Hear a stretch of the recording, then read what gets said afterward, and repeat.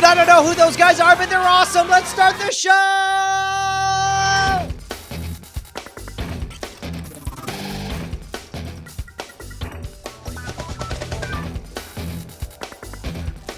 Folks, listen, don't be a dummy. You're on Cordkillers.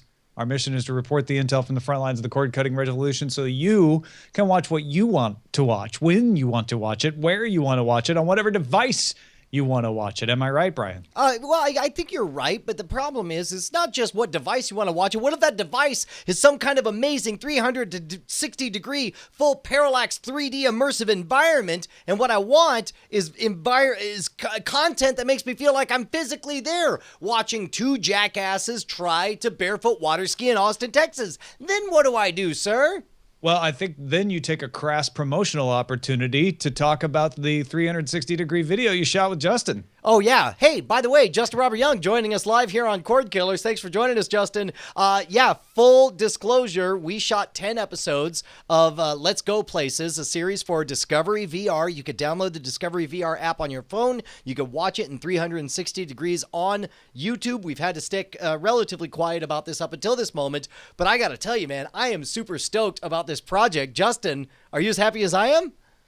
Well, you very euphemistically said two jackasses trying to barefoot water ski. What would be more accurate is that one person fails horrendously to barefoot water ski, that is me, and the other likes to pretend that he's not a professional at barefoot water skiing and just is the most amazing, physically gifted barefoot water skier that's ever laid his divine feet upon the water that he walks on. By the way, this is great. The pool is so small for VR content that I could legitimately at this moment say I am the best barefoot water skier in the history of VR up until this moment. Show me the evidence. If anybody has anything else to say about it, then bring us the receipts. Yeah. Folks, go watch for yourself and judge. Let's be honest. This is the only way to decide this. Yeah, type in Discovery VR anywhere. Please, please, please, if you dig the content, we're very, very proud of these episodes, and if you'd like to see more of them, share them with your friends, show them off, watch them on your phone, watch them in your Google Cardboard. I think you'll really, really dig them no matter what way you watch them. All right, now we got some numbers to crunch in our primary target. Down to beeswax. No, it's going to be interesting, I promise. Crunching they numbers. A study commissioned by BTIG Research, or as I like to call him, BTIG, and analyst Rich Greenfield surveyed people and said, hey, would you ditch ESPN if it could save you $8 a month on your cable bill? And 60% of all the females said, yes, I would. And 49% of the males said, yes, I would. For a total of 56% of people surveyed said, oh, yeah, no, I'd ditch ESPN if it saved me $8. 85% of those polled also said they would not subscribe to ESPN as a standalone service for $20 a month, even if it took in all the ESPNs, including the Ocho. Now, compare that to some numbers from Moffett-Nathanson. Michael Nathanson there took the reach, the Nielsen reach of all of these cable networks. So in other words, how many people are watching them and what fees they pay to the cable networks to be carried, and estimated this is how much they would have to charge if all those people they reach had to pay for the service on their own. Okay? Does that make sense? Yeah. Okay. Yeah, no, I'm with you. We all like sports, but we don't like sports. So how much would you have to pay as an individual if nobody else was subsidizing you to get ESPN? Moffett-Nathanson estimates you'd have to pay $36.30 a month. So, Justin, are you in or out at $36 a month for ESPN? I would be out. I would be spending a $30 at a bar to watch games that I wanted to. What about this? What about TNT? Would you pay $9 a month for TNT? Now we're getting a little bit more reasonable, right? I mean, like TNT, if I were into TNT dramas, and also into basketball, that would seem a little bit more reasonable. But I mean, what we've really kind of found here is the reason why ESPN, I guess. Well, how do you guys want to attack this on whether or not these channels are in trouble? Why these prices are so high, why the estimates are so high. Where do you guys want to start? Well, here's what's fascinating to me is that the headline on this, as we've seen it on a bunch of different websites, is OMG, a la carte cable will cost much more than you want to pay. And then I look at this breakdown, and yeah, if I was a fan of sports, I'd be really upset at $36 for ESPN to get what I was normally getting for for essentially free in an all in one bundle. But the channels I care about, going down this list, I care about FX. $3.72 a month. I care about Discovery, $3.40 a month. I care about AMC, $2.58 a month. I care about the Cartoon Network, $2.18 a month. I gotta tell you, if you're a non-sports guy, this looks beautiful. Well, hold on, wait a minute. But just so these numbers, and unless I'm reading them wrong, Tom, these are based on what they get from the cable companies. Yeah. So what they did, if I could try to describe it, is this is how much they pay per subscriber right now, and so let's say right now they're getting this chunk of money. If only the people who watched it had to divide it up and pay themselves, how much would they have to charge them individually? Gotcha. So these are kind of fake numbers. Like these are not necessarily. Oh, yeah. No, these are estimates. And in fact, they're entirely fake numbers because you can get ESPN and TNT in a $20 a month bundle called Sling TV. Yeah. So, I mean, like what these numbers more indicate are how much of a step down initially they are going to have to make if they begin to offer a la carte options. Remember, here's the thing with ESPN. Whenever we get into these kinds of conversations about how much they charge for their channels, not only did sports in the same way that AMC has leveraged very, very publicly, same as Fox News when it came to carriage rights negotiations, a passionate audience against a larger community that may or may not care about them. They were the first persons to realize, hey, guess what? People who don't get their college football games also write very angry letters and call their cable companies when they are not able to view it. They, ESPN being, were among the pioneers of the concept of carriage rights fees from cable organizations. So when they negotiate, it's just, it's going to be up from what it was. It's going to be up from what it was. The reason why they're so high was because they were the ones who started this. But here's what it shows, is that the false economics of bundling has hidden a particularly large rise in sporting fees. So right now, 36, I mean, you can make an argument that like, okay, so FX pays 58 cents per subscriber, or gets paid, 58 cents per subscriber by the cable companies. And that would go up to 372 if they had to only get paid by the people who watch them. And that assumes that everybody who watches them would pay for them. So it's probably going to be a little more expensive. That's reasonable. $36.30 when you realize like that's just everybody who is watching them. Some people might stop watching them. That shows that a huge amount of money is going into sports because ESPN has to pay that money out in large portion to the leagues to get the rights to carry their sports. A huge amount is going to sports that is subsidized by people who don't watch it. Because the reason that they can charge that much, that $6.10 per subscriber fee, is that they know that even if you don't watch it, you're going to get paid. You're going to pay for it as a cable subscriber. It is fascinating to me to watch the expansion of this. I guess we'll call it an investigation into the subsidies of sporting entertainment, because I would like to think that all three of us are fairly savvy individuals, but I don't know that I ever paused to think in terms of how much of my cable bill is going to entertainment that I actively have zero interest in. Well, think of it this way, Brian.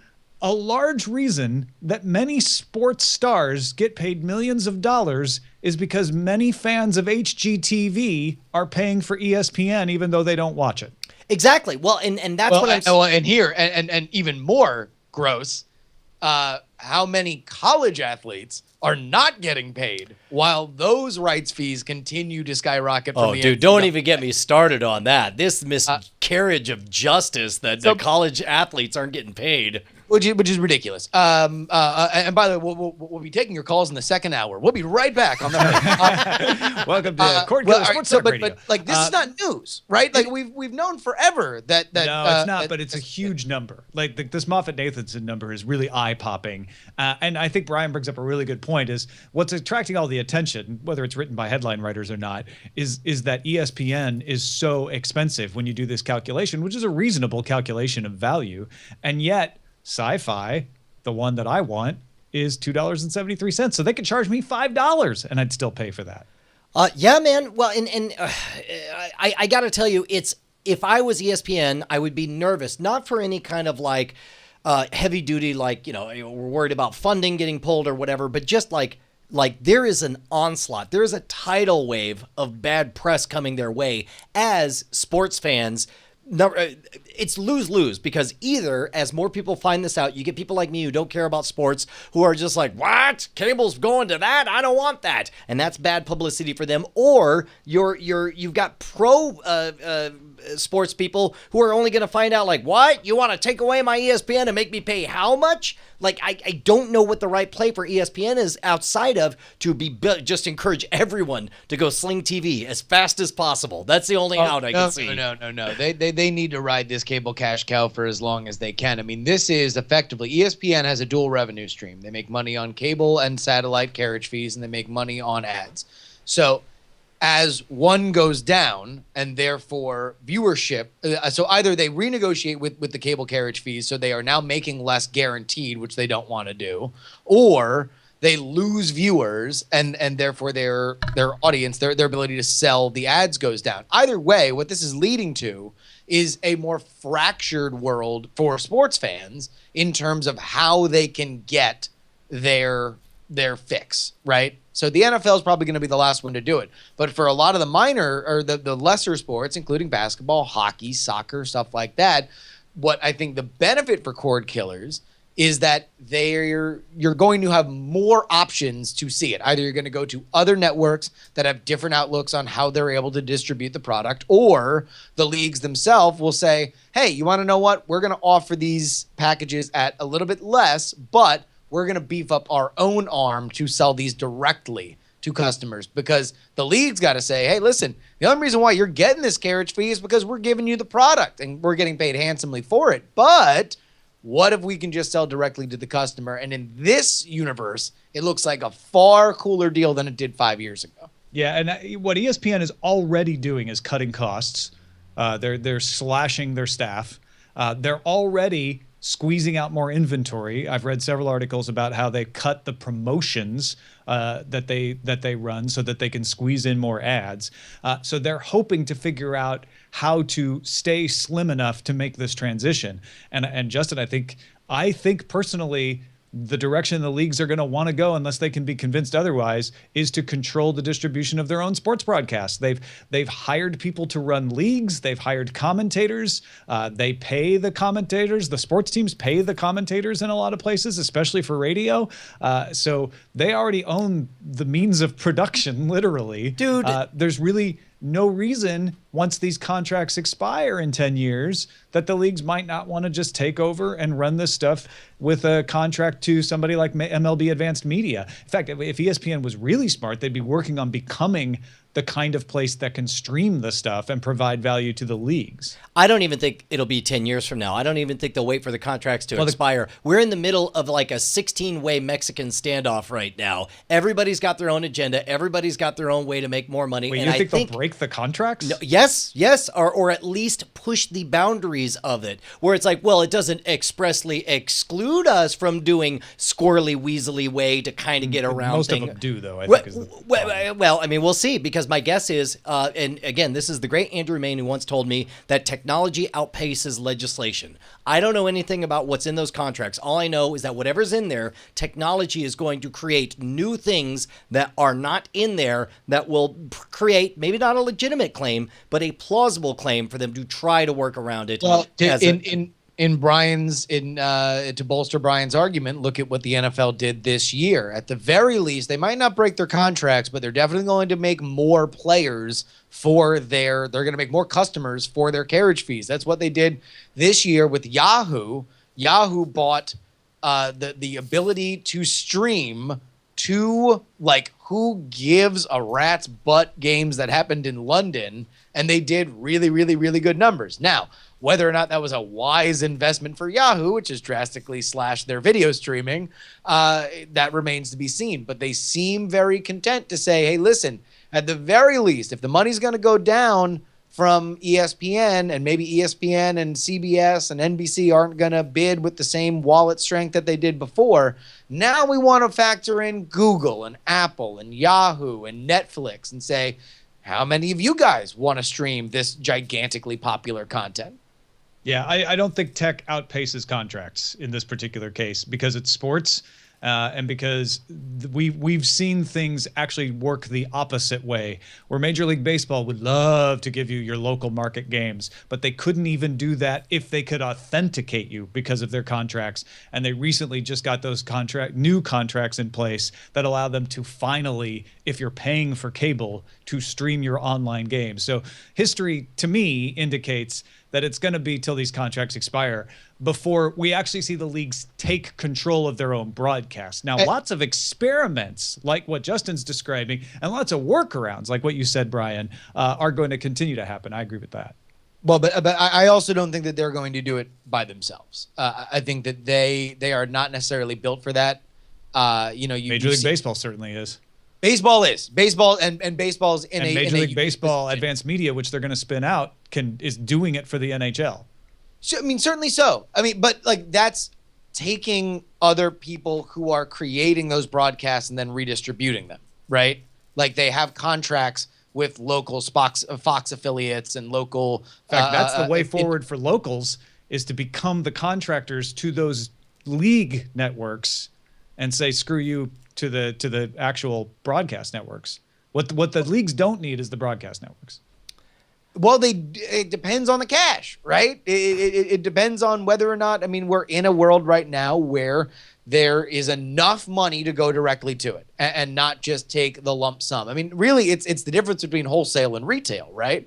Like the leagues are saying, you want to know what? You're going to hype these games. You're going to make sure you put ads on all your other programming for ESPN. Remember, ESPN is not just a place where they rebroadcast games. ESPN is a 24/7 hype ecosystem, which makes your product more valuable. And if you doubt that, look at the difference between where hockey was before they left ESPN. It was in a different place. There was, I mean, the famous Sports Illustrated cover where it said hockey was overtaking basketball 15 years ago. Now you can't in any way make that argument. I do think you're right about that, and ESPN is not going to fall apart because of that. And we will continue to see like dual broadcast where they do this right now, where they let local affiliates broadcast a game, but they also let ESPN broadcast a game. I still think the leagues want to. It's more like Amazon versus Walmart, right? The leagues want to be Amazon, and ESPN is Walmart. Man, hold on. I don't necessarily. Well, in other words, I'm just going to sell direct to you versus having to go through a store. Yeah, well, it depends because Amazon, of course, has made their billions by being a store. Screw that. You know what? We give direct to you without even charging you, and then we ask you for payment. It's like you go into Walmart and you just walk out with goods, and then we're like, okay, how much you want to give us for that? Yeah, man. Look, if you want to rob us blind and say, "Ooh, I'll take all your insights, Cordkillers. I'll take your advice to slash my budget for online media, and I'll thank you and give you nothing," well, then you're welcome to do that. And that's the vast majority of you guys. But there's a few of you guys who are like, "Well, I do feel like I need to give you a little something in exchange. Here. I think you're worth $1 an episode, so I'm gonna go over to patreon.com/Cordkillers, where I'll pledge $1 per episode with a maximum of $5 per month, because I don't want you releasing extra episodes and screwing me out of my hard-earned money, and we'll say thank you so much, sir. Your continued pledge is an obligation that will keep us in business, keep us loud, live, and independent, and for that we thank you till the end of days. You'll get early access to spoiler in time episodes. You'll be the first ones that we reach out to when it comes to programming decisions. You will join the ranks of nearly 2,000 individuals who are truly, in the every meaning of the word, our bosses. And we thank you, our bosses. Do you can you do the voice of the guy who gives us $10 an episode? That guy is like, I believe I have $10 an episode. I do say so. It's totally him. Yeah, Okay. you nailed it. All right, let's move on to signals intelligence. It was good. You kept it alive with the until the music kicked in. That was good. There's a little Monty Python reference in there too. Requisite. Hey, so Netflix went into 130 additional countries. I think they have a whole total of like 190 countries or more. Now, what has been the effects? Well, Netflix released their earnings last week. Internationally, they have added 4.04 million subscribers in the last quarter. They had predicted they would add 3.5 million. So they just crushed that. In fact, they're slowing down in the US. They had expected to add 1.65 million subscribers in the United States. They only added 1.56. Or maybe they just got the numbers backwards when they made their estimate.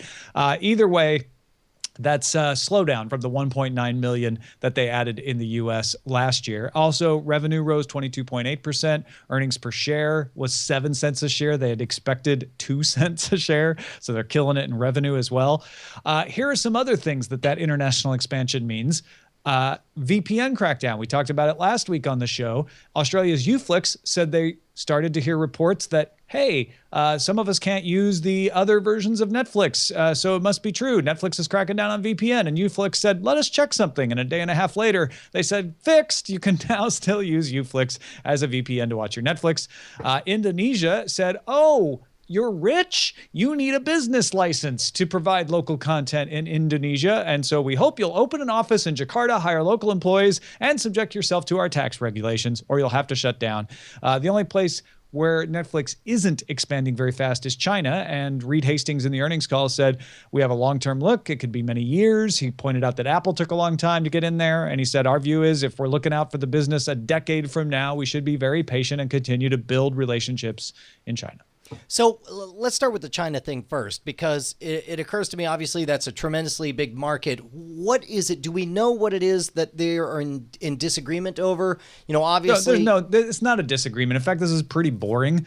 In China, you have to build relationships and talk to people and be very bureaucratic and make sure that we're gonna follow these procedures and get these permissions. It takes a long time. So it's not a case. It's not a case. You know, like China, I believe, very famously, doesn't recognize copyright laws in some cases. It's not a case where don't look at me that way, or go ahead, look at me that way. But like this has nothing to do China with the recognizes reputation of copyright. piracy in China. Yeah, there are people who break Chinese copyright laws, and some people feel that China doesn't crack down on them hard enough, but they've actually been cracking down more on that. It has nothing to do with that. I don't think it has anything to do with free speech issues, which in Netflix case it very well could, right? They could say, well, we want to show the movies we want to show, and China could say, well, you can't show those movies. It doesn't seem like Netflix has problems with that. It sounds more like it's just that very slow process of saying, okay, well, to make our business work, we have to be able to do it this way. And China saying, well, we'd like you to do it this way. And then they come to a slow agreement, which is what took Apple so many years to get involved in China as well. Which, by the way, all of these stories, slow to go in China, difficulties with bureaucracy in Indonesia, the dance that they're doing with Australia as far as VPN and stuff, all of these, I think certainly I thought they would be bigger stumbling blocks to expanding to all these countries than clearly they ended up being. It is really interesting that in China, Netflix is like, no, we're going to take it slow. We're going to build the right relationships. We're going to look a decade down the road to the business. Whereas in Indonesia, they just turn the service on and they're like, oh, we needed a license for that? Okay. Yeah, we'll get back to you, Indonesia. It's like, okay, what their first demand is that they show The Raid 24/7 at all times. They're like, that's our really good movie. The like politics, all business is local on some level, right? And what Netflix is a very interesting case study of is bringing American entertainment and what we have found to be a tremendously popular model around the world. It's not a simple thing, and in every especially when you are a big popular American business around the world, you are just going to have to play by their rules. And 9 times out of 10, it's either because of control, sedition, or money. And this VPN thing is not surprising either, right? That's another example of control. And we suspected that Netflix was doing this because they have to show their partners that they're doing some due diligence to respect those region controls that they agreed to in the contracts. And they said, we know it's a game of whack-a-mole, and the game of whack-a-mole has begun. What sucks about this, because you may say very reasonably, well, you know what? If Netflix doesn't allow you to watch it in your country, you shouldn't try to get around that. That's not very nice of you. You're breaking the terms of service, etc. But think about it this way. If I am in San Jose, California, and I connect to my VPN service to a server in San Jose, California. So I'm not trying to change my region. I appear to be in San Jose, California either way. I can't watch Hulu and maybe Netflix soon because they say, ooh, you're using a known VPN, so we're not going to let you stream, even though it's in the right country. Because again, they're just blocking VPNs because once you use a VPN, they don't know where you really are.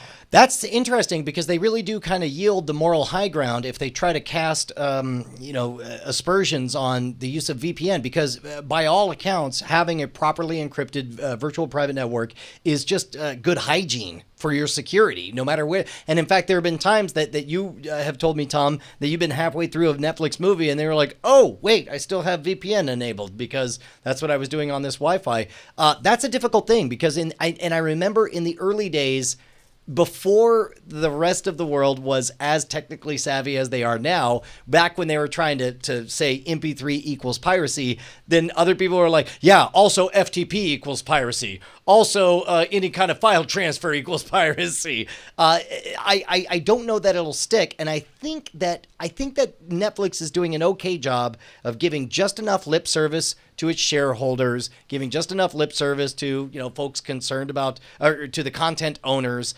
without really meaning it, because they don't stand to gain anything from cracking down on this outside of making the content owners and the shareholders happier. Well, but this is like what happened with when Google was asked to censor results. Then it's like, all right, well, in our Chinese version of Google, you cannot get these results. However, if you type in any other version of Google, which you still can, then we will not censor it, because that is just not what we do. And that's hopefully when you have these spectacularly dumb arguments that are being made, like, about VPN, like, oh, well, that's the boogeyman. This technology, well, if it were only not around, then none of these problems would exist. Whenever you have those kinds of arguments from content rights holders, then you just hope to say, like, okay, well, then what would you like us to do? Be tougher on VPN. Cool. I mean, the saddest thing about this is the licenses are trying to pretend like movies are still delivered in canisters on ships. And so it makes sense to say, oh, well, we'll have a different company in England get the contract for this movie because we can't possibly operate over there.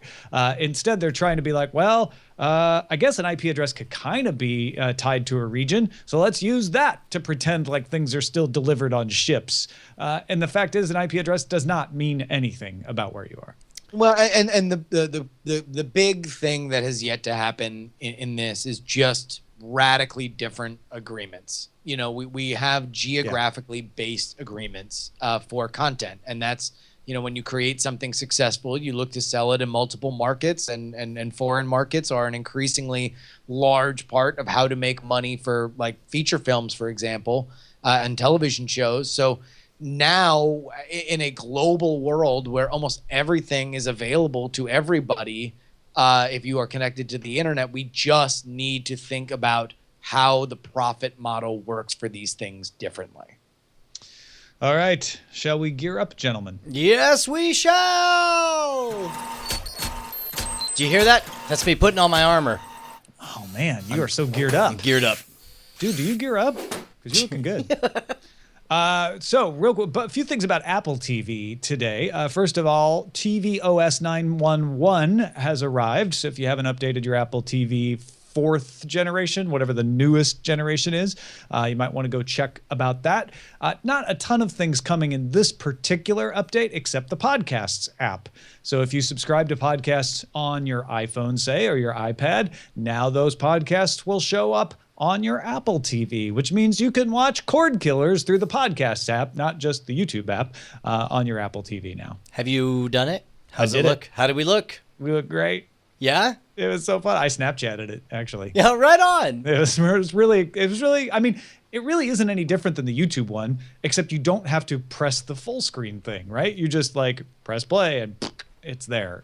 So yeah, it's pretty awesome. It reminds me of when Scam School first launched all the way back in 2008. It was such a treat to go to a friend's house who had an Apple TV and to find it there. Like, oh my gosh, just look at me. I'm on the TV. Scam School. But so realistically, though, what kind of numbers are we talking about? How many people use their Apple TVs for podcasting? Are we talking about? There's already a podcast app on the older versions of Apple TV, and I have no idea what the penetration is there. But if you're somebody who's been considering that as a purchase and you were holding off because you're like, well, hold on, I'm not going to be able to get my podcast. Now you can. The other things from Apple TV, designer from Chomp, whose name was Ben Kagren, is leaving. He worked on the interface for that new Apple TV, and he said, I want to create not just a killer product, but my own iconic company. At the same time, ESPN president John Skipper, talking to the Wall Street Journal, said Apple is still frustrated by Apple TV as far as creating a service where they could stream television shows to it, not have you buy them in the iTunes store, but stream you channels. He said Apple is creating a significantly advantageous operating system and a great television experience. So they're still talking. CBS has said they're still talking. Apple hasn't given up.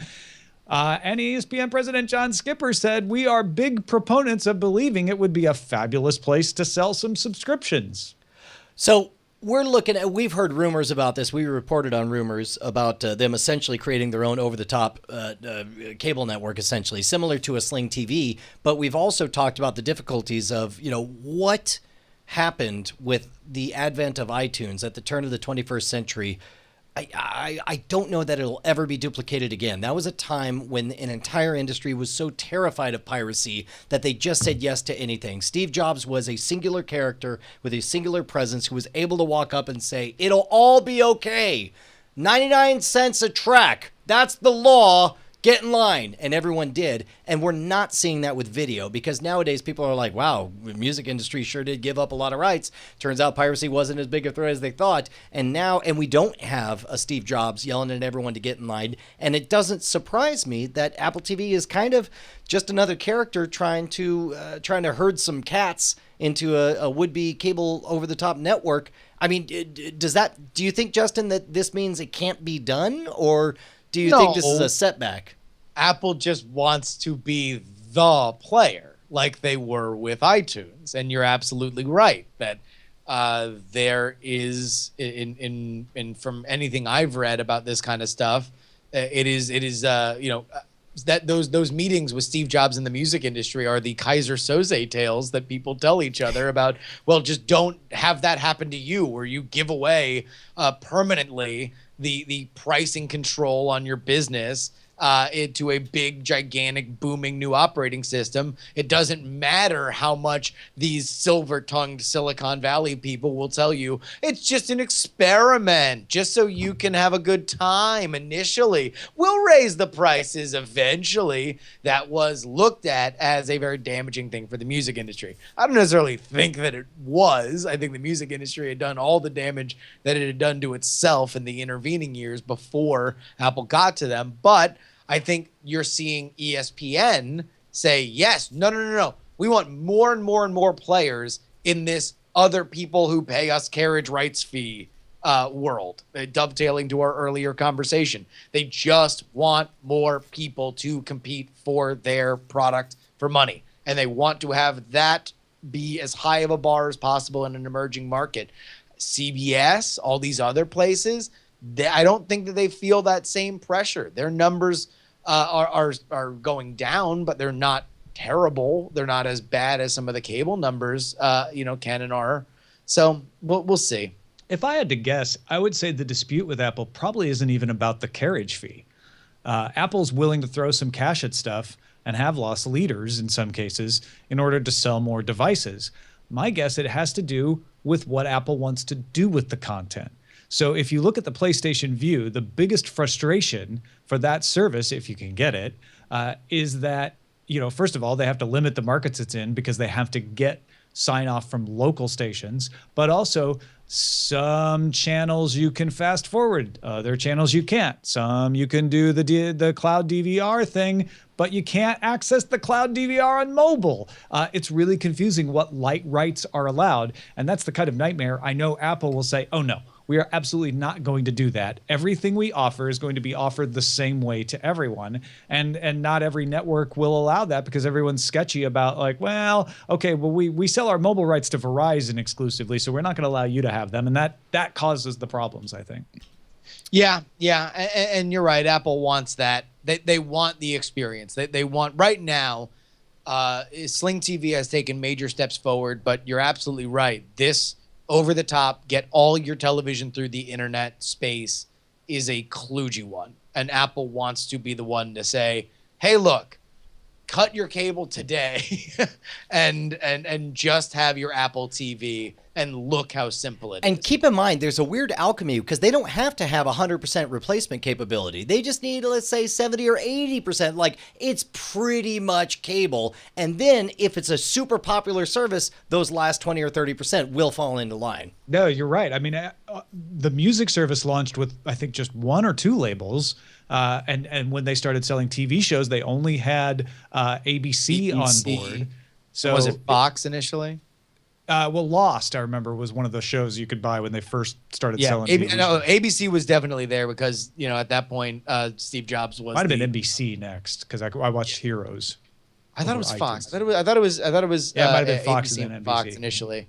Anyway, and that was, obviously aided with Steve Jobs being the largest shareholder of Disney at the time. Yeah. Well, you know what? The problem with all of this is everybody wanting to lock up their content. I hate it when people lock things up, not just content, Brian. Well, what you want to do is you want to unlock this content. I mean, I don't know about you. I feel like everything should be able to be unlocked as long as you have legal permission to unlock it. If you're entitled to the content inside, for example, your house, Tom. Let's say I wanted some content in your house and I was legally entitled to it.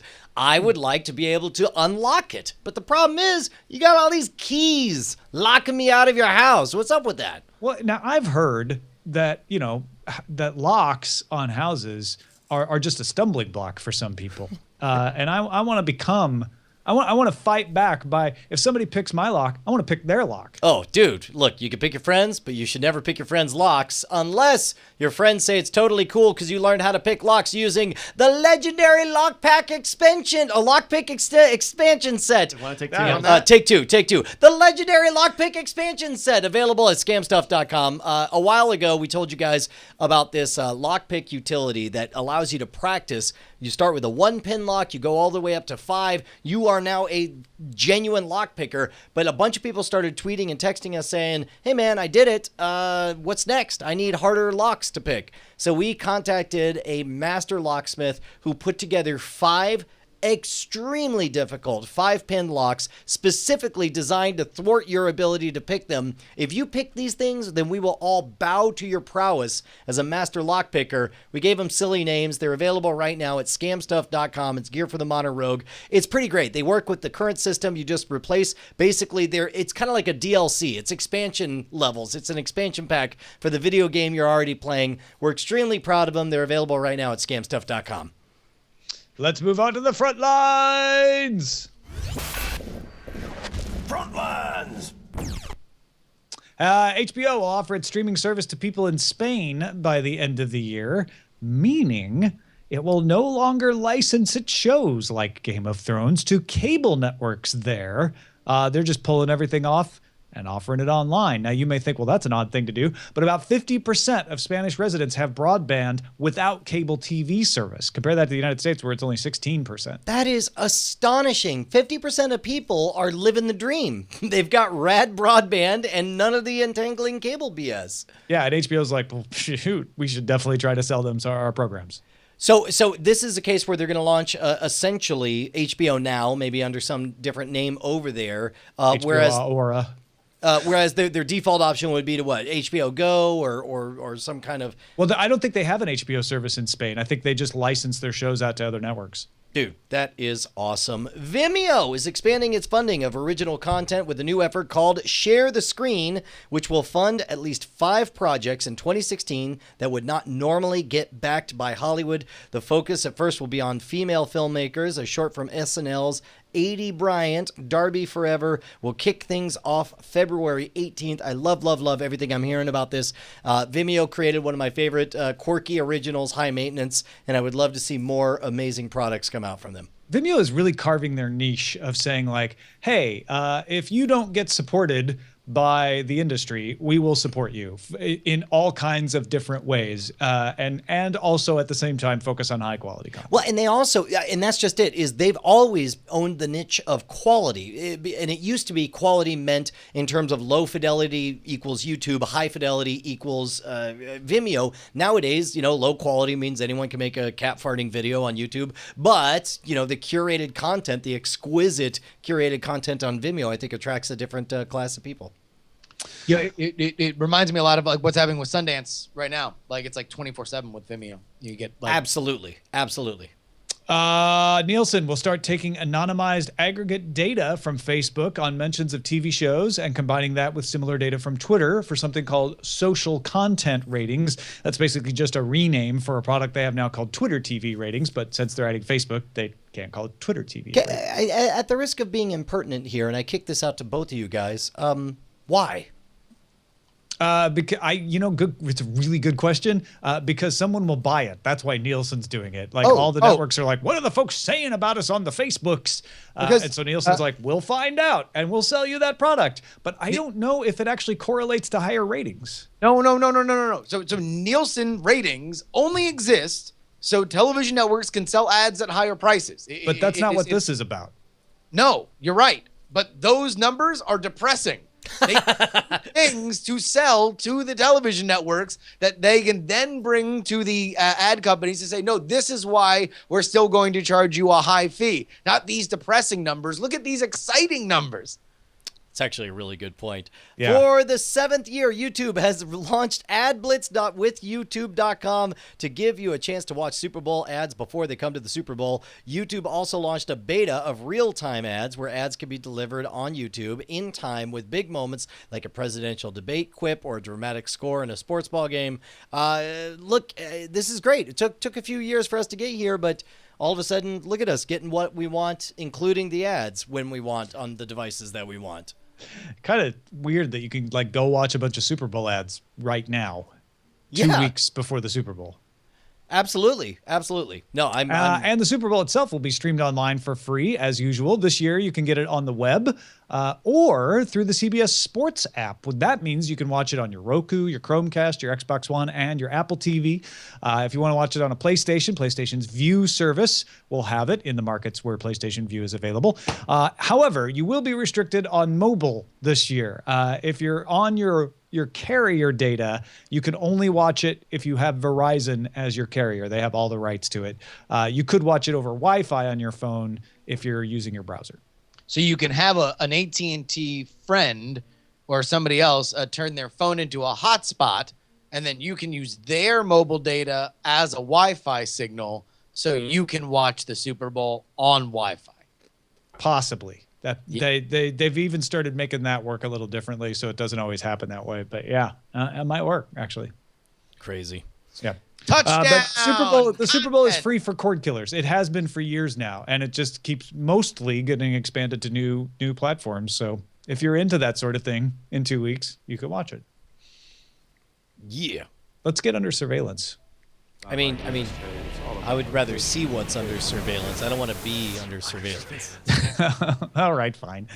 Star Wars Episode 7 is already out, but Star Wars Episode 8 will not come out in May 2017. It has been delayed until December 15th, 2017. And the next day, we got the news, totally unrelated, that The Wrap says Avatar has been delayed from December 2017 till sometime in 2018. So you gotta figure that behind the scenes, Star Wars folks, Disney heard that it was not looking good for Avatar to have that holiday 2017 slot, and that they Really? were likely to move back, and then they went and made a bold move because I mean they well, which is it? Do you think one bullied the other? I got to imagine. I think Star Wars moved into December for its own reasons, and Avatar cleared out. No, I don't think Disney I don't know. moved Star Wars to December in order to affect Avatar. Disney is in bed with Avatar. They're building a gigantic theme park expansion in support of it. I think that there's probably communication behind the scenes. There is certainly an element of mutually assured destruction that either of the teams behind either of those movies want to put mega blockbusters within weeks of each other and therefore damage the goods for both of them. For Disney, I certainly believe where you're coming from with Tom, that like they just saw a strategy pay off with the highest grossing domestic movie of all time. If they can repeat that in any way, and Rian Johnson can get a little extra time on the script and on post-production, then that's just best for everybody. But this to me smelled a little bit like everybody sort of had an idea. It seemed like a coordinated dance, right? It was a little too perfect, because it would be weird for Disney to possibly sabotage a movie that they're affiliated with to build a whole section of a theme park on. And but behind the scenes, if everyone's just like, hey man, let's all move at the same time. Ready, 3, 2, 1, pivot. Hey, we made all the money. Go corporate America. The Avatar thing moving seems almost like, oh yeah, of course. Like that's non-controversial to me. It's why did Star Wars move to December? And Justin hit the 2 points. It's possibly because it worked out so well with Episode 7 to have a Christmas time release, and possibly because they wanted a little more time to rework the script to focus on characters they found out are really popular, and probably both. If you read the announcement, I talked to John, who's a major Star Wars fan. He was somebody who was so into Episode 7 that he kept himself spoiler-free the entire thing, never watched a preview or whatever. But now that he's ruined, he's reading everything. And so he read the complete press announcement, and he expected them to at least pretend like, well, we just really want a little more time to make it as good as possible. But instead, it pretty much, the entire press release is like, hey man, did you see how much money that last Star Wars movie made? We like making money. And so we're going to make all the money by doing the same time next time. Peace out. We're Disney. Guess what, shareholders? This is not a bad thing for you. Yes, exactly. Oh yeah, no, I mean this is going to be a gigantic success, and really let's also remember Avatar having a release date didn't exactly mean a whole lot when it got delayed 7 times for the original Avatar. Sure. So Yeah, and this one's been delayed a couple times already. Exactly. So it's like Avatar, the original, wound up coming out, I think, like 10 years after he initially said it was going to come out, he being James Cameron. So the fact that it's sliding backwards is just kind of what Avatar movies do. I mean, by the time this comes out, Cameron will be a like ancient man using an actual avatar to direct the movie. To attend his own movies. Yeah. He'll have to develop that James technology. Cameron might be one of the only directors who delays movies based on Moore's law, right? Yeah. I need these chips to run faster. So Yeah, let's yeah. who wants to hit the pool? A recent Vimeo staff pick, by the way, is a short set in the Star Wars universe called Kara by Joe Sill, and lots of people have been talking about it. I watched it myself, and it's really, really well done. Yeah, it's gorgeous, and it really takes advantage of. It feels very film-like in that it doesn't try to. Content is very wide, and important parts are very small. The way you would expect if you're going into a movie theater to have your mind blown by stereoscopic, really widescreen content. And this goes to Vimeo's reputation as being this quality focused thing. I thought it was great. It felt, there were brief moments when I could trick my brain into fully feeling like this was from that, and then there's brief moments where it's like, oh, that's right, they're on a budget, and this rebel pilot looks like they're in pajamas. But that's just to me. be fair, at a certain point, the budget was so tight for the rebellion that they did have to outfit pilots with pajamas. It's a good That's a point. fair point. Wait, this was independent or this is Yeah, Fully independent. Yeah. Yeah, I mean, how crazy it also, I mean, for those of you not watching the video version on the new Apple TV podcast app, we just saw a aerial fight scene. How crazy is it that an independent Star Wars movie is like, yeah, no, we can still do the flight scene. We can, the CG's good enough. That's not the hard part. The pants, those are difficult. because you have to actually sew it. Yeah, they're like, no, we get it. We're watching Film Riot. We understand the tips and tricks behind your favorite Hollywood effects. Right. They got them in them pants. Netflix is making tons of movies. We heard about some last week that they bought at Sundance. They also announced the ones they're producing now. One of them is a time travel film called ARQ. That'll be written and directed by Tony Elliott, who's also written a bunch of episodes for Orphan Black. It will star Robbie Amell, who's been in Flash, and Rachel Taylor, who has been in Jessica Jones. It's a post-apocalyptic story about a world without oil, and Robbie Amell's character has access to some unlimited energy tech. But here's the trick. It causes a time loop, and so they have to relive the same day over and over, defending the tech against people who want to steal it. You had me at Netflix time travel original, and we're done. Also, They're Ryan kind of Koo is in an making Oscar. Amateur, a high school basketball drama. Alistair Legrand is directing Clinical, a psychiatric thriller. Osgood Perkins, I Am the Pretty Thing That Lives in the House, a spooky ghost story. And Gerald McMurray's Underground, which is a fraternity hazing drama. Yeah, is that Gerard McMurray? Maybe, yeah. Maybe okay. Gerard McMurray this time. Either way. I think you're right. Wait, What did I to say, screw up the Gerald? name, Frosh. Gerard? I said Give Gerard? me 20. Yeah, so Justin, which, if any of these have your attention? Any of them that get good reviews, right? Like, I think they, by the premise, I think ARQ is interesting. I mean, I'll watch any of them that get good write-ups, though. Netflix in a really interesting place where they can throw a lot at the wall and let talented people make stuff with a more relaxed schedule because they don't have any kind of like holes to fill. They can just sort of release it in whatever schedule that they want, as long as it's not going up head to head against other stuff that they want to give time and effort to. So it really is kind of amazing that any of these movies are going to get a similar push, maybe not the television and print ad buys that an Adam Sandler did for his terrible movie. Yeah. And some of these will show in theaters. Some of them will show in theaters before they come to Netflix, apparently, because of certain deals. That'll be interesting. Netflix also working on a series based on Richard K. Morgan's Altered Carbon. It'll be written by Lita Kalogridis, who wrote Shutter Island and Terminator Genesis.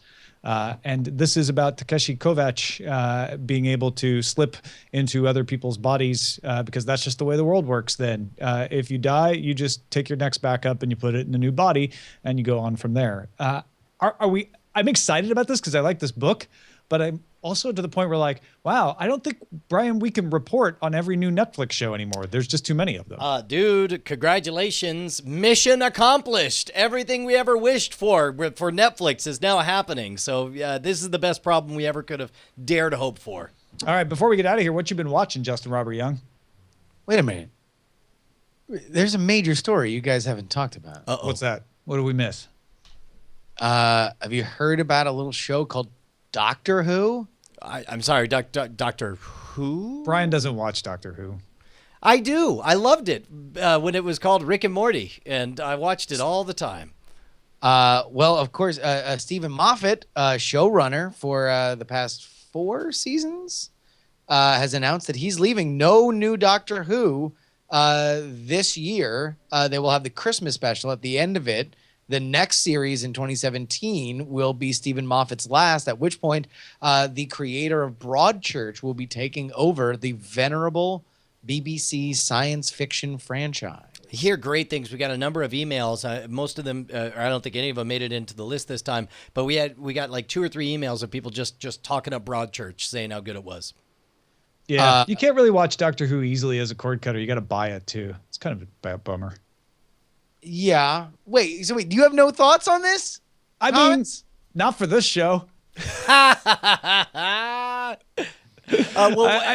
It's clear you do. I know that you've had a love-hate relationship with Stephen Moffat's writing. Yes, in that order specifically. You loved it and now you hate it? Yeah, I mean, I think, maybe I misinterpreted the point of this segment, but yeah, no, I'm very excited to see New Blood. It's arguable, and we could have a long conversation about why I just didn't put it in. But yeah, it's I have lots of thoughts on it, which is I'm really frightened by the fact that some of my least favorite Doctor Who episodes were written by the guy they've hired to take over for Stephen Moffat. I think it's fine that they delayed it until 2017, if that means Stephen Moffat actually, spends enough time on these and maybe keeps Peter Capaldi, who I've grown to sort of think is pretty good as the Doctor. And I'm more excited about who are they going to get to replace Clara Oswald as the companion. I'm waiting for that information.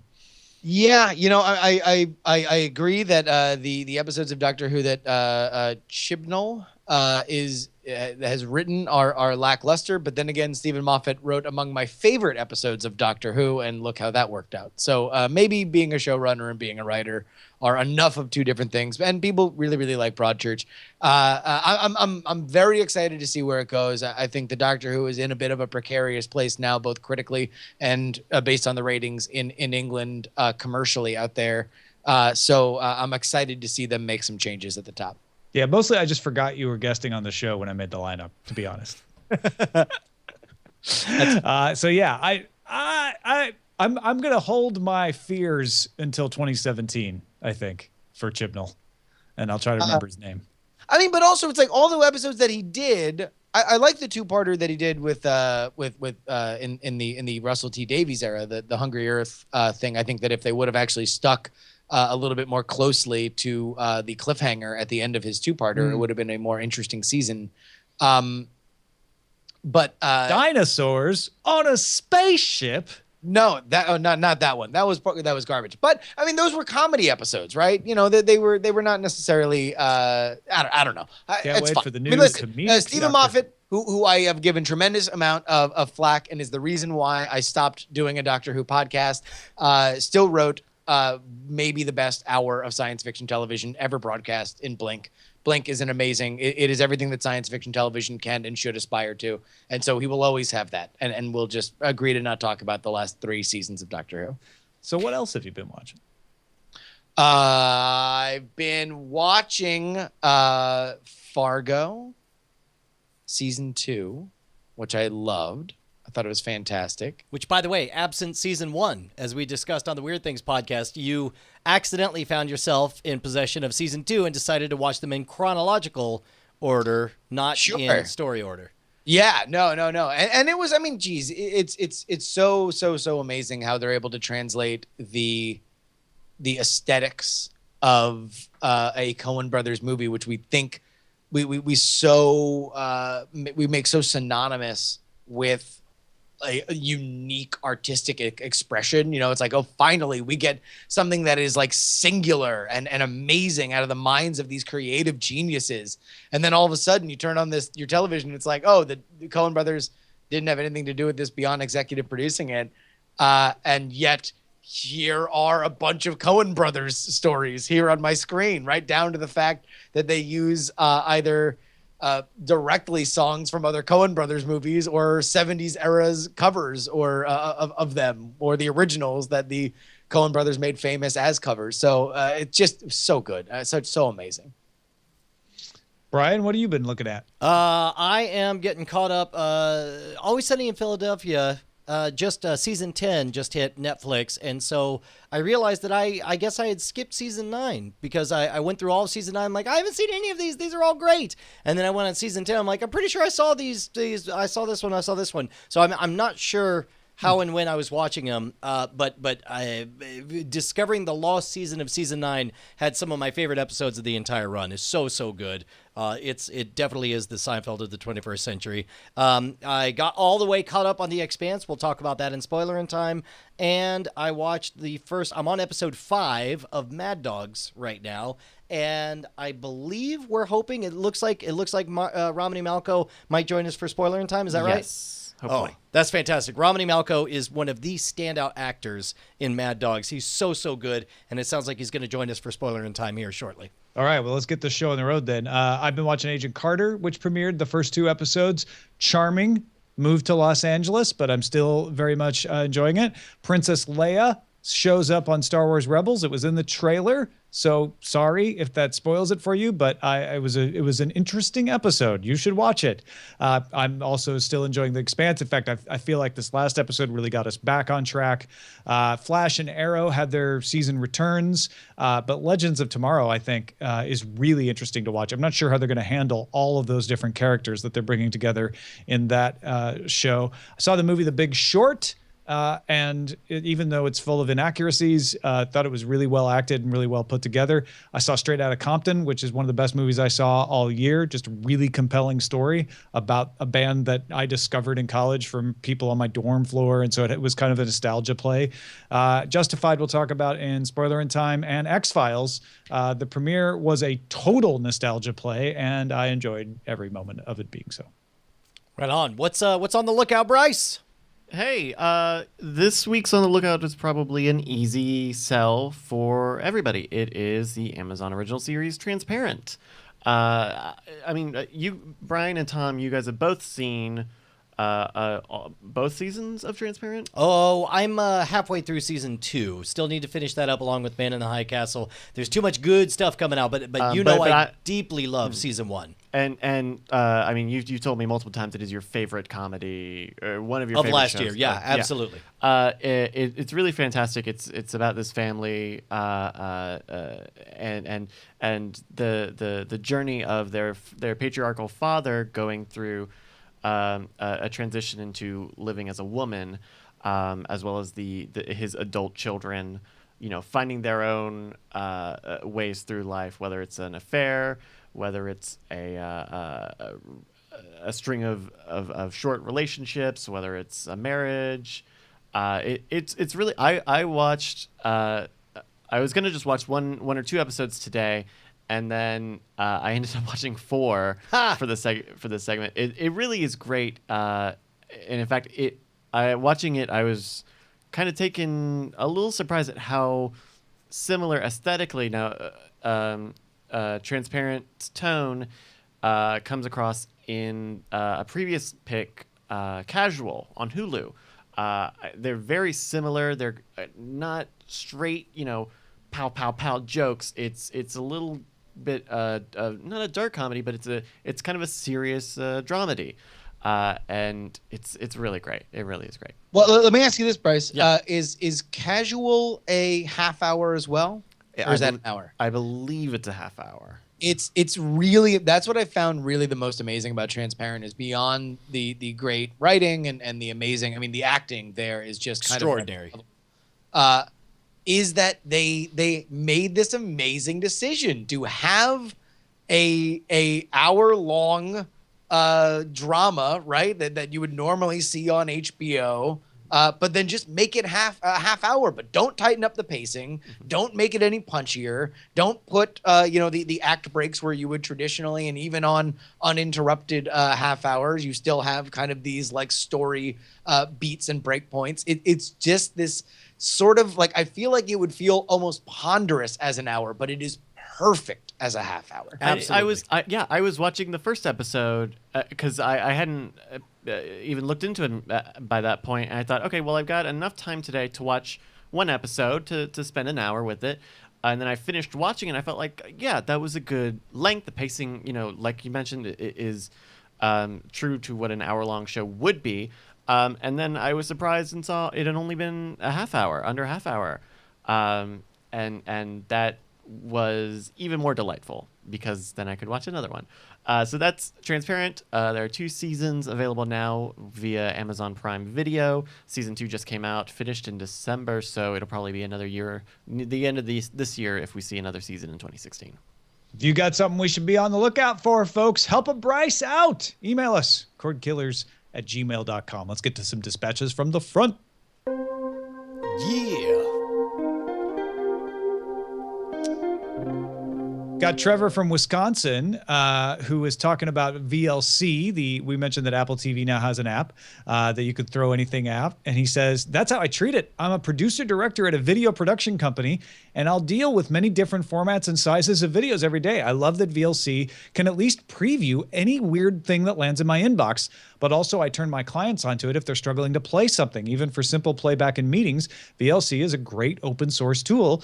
I used to AirPlay my laptop to the Apple TV and then play videos through VLC, so I'm excited for a native VLC app on Apple TV. Not just used to watch pirated things, but used by people in the industry to handle file compatibility. Yes. No, because it's the best. Same thing, FTP is the best way to have a file transfer protocol. Also used for a lot of piracy.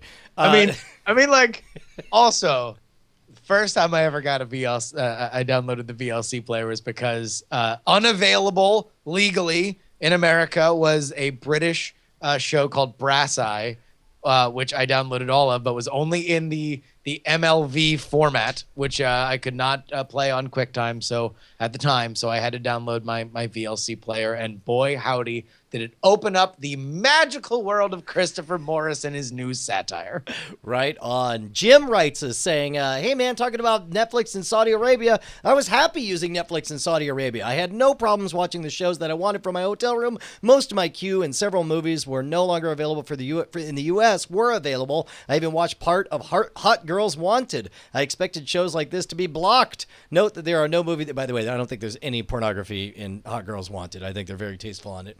I expected shows like this to be blocked. Note that there are no movie theaters in the kingdom. Movies in Kuwait were heavily censored, so I was shocked to find so many things available and not noticeably censored on Netflix. Ian from Canada cut cable because it was too costly, but for a long time he was sad because all he had was Netflix and dubious methods of streaming, also probably screaming. He just recently noted that Canada added Show Me and Crave TV that you can watch without a cable subscription. He says, I could finally watch most of the shows you guys spoil weekly on Spoiler in Time. It's about time Canada started to catch up to the U.S. when it comes to streaming entertainment. Between Show Me, Crave TV, and Netflix, it's less than $30 a month. A guy can't ask for much better than that. And finally, Joe pipes in saying that he measured the traffic over his router and gives a breakdown of where he gets all his content. This is not him estimating. This is him breaking it down by the bits and bytes, although it'd be interesting to know how compression feeds into all this. An emailer last week tagged his question with how his household distribution of streaming services looked. I'd be fascinating to see how this looks over the whole audience of Cordkillers. Not sure how to collect it, but here are my stats pulled off of my router. 36% of his content comes from Google Play, 10% from Netflix, 7% from Hulu, 1% YouTube, 1% Amazon Prime. It's total bytes, not time, so optimized service may stream video for me longer, but use less bytes, not accurately portrayed by my router. Thank you so much, Joe. That's astounding. 1% of my traffic is not enough to cover my YouTube consumption, that's for sure. I mean, like, come on, man. Like, of course, the guy who measures the stats off his own router has 36% Google Play. Like, that's not even an upset. Like, of course. Like, the only reason why is that Netflix doesn't, that Linux doesn't have their own content store. Good point. Actually, Ubuntu had their own content store. Oh, really? For a while. Yeah. So I'm shocked not to see that listed here. But no, thank you, Joe. That's really cool. I would love I would love an easy way for everybody to be able to do this, no matter what their tech savviness is, so we could compare stats. If anybody knows of a simple way, let us know. And that's it. Thank you, Justin Robert Young, as always. It's a blast having you on the show, man. Oh, it is absolutely a pleasure to be on. Please tell folks where they can find more Justin Robert Young. Of course, don't Twitter leave them wanting. Justin R. Young, but here's really the big deal. You are in or around the Des Moines area in Iowa. Me and my buddy John Teasdale, we co-created this game called The Contender. You can hang out with us. We're going to be there from Wednesday till after the caucus playing The Contender at all these different places. Go to facebook.com/thecontendergame. Go ahead and like that page. Find us on Twitter, twitter.com/contendergame. We're going to be covering everything. We're going to be going to rallies. We're going to be going to headquarters. It is going to be an absolute blast. If you want to find out what it's all about, go ahead and get the game itself at thecontender.us. And big news, man, we sold our politically incorrect deck as a flash sale all last week. Here's the problem. Everybody bought so many of them that we don't really have enough to do another flash sale. So we're just putting it up on sale until they run out. Go ahead and pick them up right now. $10 for the politically incorrect expansion, $30 for the game. See what over 150 people have given a 5-star review on Amazon, thecontender.us. Our website is cordkillers.com. Our email address is cordkillers@gmail.com. We're live on diamondclub.tv Mondays at 7 p.m. Eastern, 4 p.m. Pacific. We will see you next week. Hey guys, Tom and Brian here. We just wanted to say thank you to all of our $5 patrons who keep us loud, live, and independent. You guys make Cordkillers the production that it is. Your name appears in the video credits and appears in our hearts. And if you'd like to become one of them or see who they are, you can go to patreon.com/cordkillers. You'll need to do more than just go there, though. You'll have to sign up and, pledge an amount. But Unless you just want to see who they are. Well, I mean, you could gawk. That's a little creepy, isn't it? If you want to be a gawker, Let's go. it's up to you. Diamond Club hopes you have enjoyed this program.